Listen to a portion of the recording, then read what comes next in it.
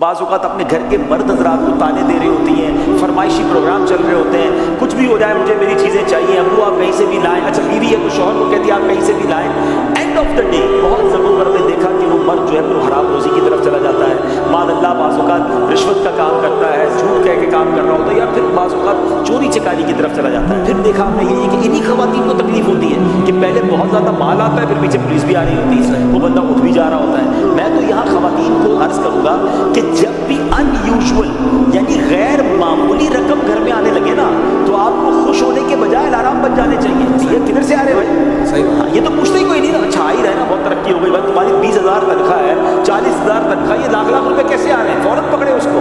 کیونکہ پہلے کے زمانے کی خواتین کا انداز یہ تھا کہ جب مرد گھر سے باہر جاتے تھے تو وہ کہتی تھی کہ دیکھو ہم حرام نہیں کھائیں گے، ہمیں حرام مت کھلانا کیونکہ ہم اللہ کا عذاب نہیں اٹھا سکیں گے، ہم تھوڑے پہ گزارا کر لیں گے۔ مگر آج الٹا معاملہ، وہ کہتے ہیں کدھر سے بھی لاؤ،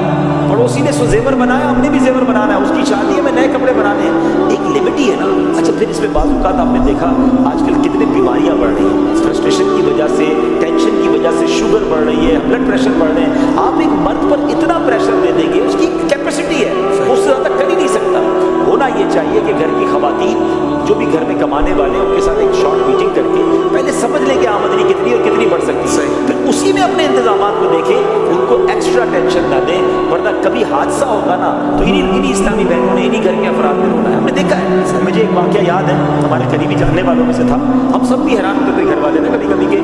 مطلب گاڑیاں آ گئیں، گھر لے لیا، شادی کی تو شادی میں لاکھوں کروڑ، ہم حیران یار اس بندے کی اتنی آمدنی ہے نہیں، پتہ نہیں کیا ہو گیا، کچھ ہو گیا ہوگا۔ تھوڑے دنوں بعد یہ ہوا کہ پولیس آئی، وہ بندہ گیا جیل میں اور سارے گھر بک گئے، سب چیزیں بک گئی، پتہ چلا کوئی اور الٹا کام ہو رہا تھا۔ تو یہ گھر والوں کا کام تھا نا کہ بھائی کدھر سے لا رہے ہو، اب ہمیں زندگی پر تم نے ایک بالی نہیں دلائی، اب سیٹ پہ سیٹ دلا رہے ہو، تو وہ تو خوشی ہونے دلا، ایسا تو نہیں ہوتا کہ زمین سے پیسے نکل رہے ہوتے ہیں۔ بندے کو وہی بریک لگوانی چاہیے کہ آپ اگر حرام لا رہے تو میں نہیں چاہیے، آپ جہنم کی آگ نہیں کھا سکتے۔ تو یہ اگر اسلامی بہنوں کا بھی یہ کردار ہو جائے نا تو مدینہ جب پیسے آ رہے ہوتے ہیں انجوائے سارے کر رہے ہوتے ہیں، مار پھر آخر اس بیچاروں میں پڑنی ہے، اس سے بہتر پہلے ہی روک لو بھائی،